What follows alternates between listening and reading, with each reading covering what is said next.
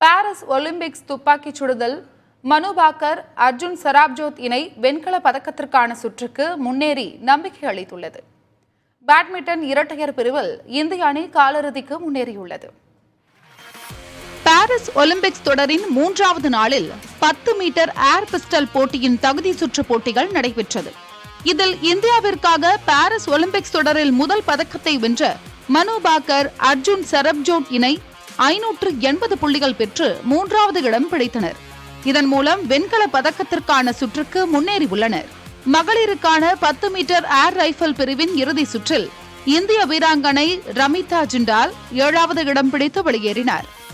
அதேபோல ஆண்களுக்கான 10 metre air rifle பிரிவின் இறுதி சுற்றில் இந்திய வீரர் அர்ஜுன் பபூட்டா இறுதி நூலிடையில் பதக்கம் வெல்லும் வாய்ப்பை இழந்து 4ஆம் இடம் பிடித்தார்.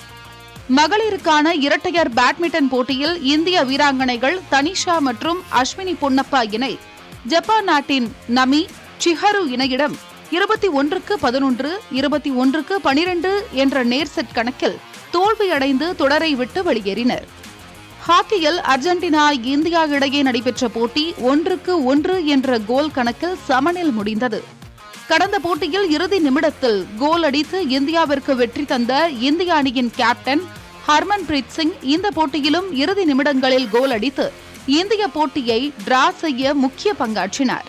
அதேபோல பேட்மிண்டன் ஆண்கள் இரட்டையர் பிரிவில் சாத்விக் ரன்கிரெட்டி சிராக் ஷெட்டி இணை காலிறுதிக்கு முன்னேறியுள்ளது.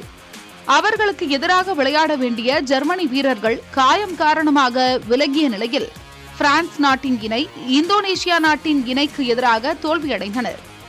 இதன் மூலம் இந்தியாவின் சாத்விக் ரன்கிரெட்டி சிராக் ரெட்டி இணை காலிறுதிக்கு முன்னேறியுள்ளது. ஒலிம்பிக்ஸ் வரலாற்றில் பேட்மிண்டன் இரட்டையர் பிரிவில் இந்தியா காலிறுதிக்கு முன்னேறியுள்ளது குறிப்பிடத்தக்கது. பேட்மிண்டன் ஆடவர் ஒற்றையர் லீக் சுற்றுப் போட்டியில் லக்ஷ்யா சென் பெல்ஜியத்தின் ஜூலியன் கராக்கியை எதிர்கொண்டார்.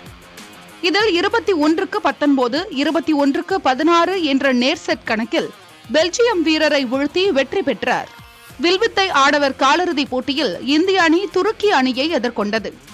இதில் துருக்கி அணியிடம் 2-6 என்ற கணக்கில் தோல்வியை சந்தித்தது. புதிய தலைமுறைக்காக சந்தானகுமார்.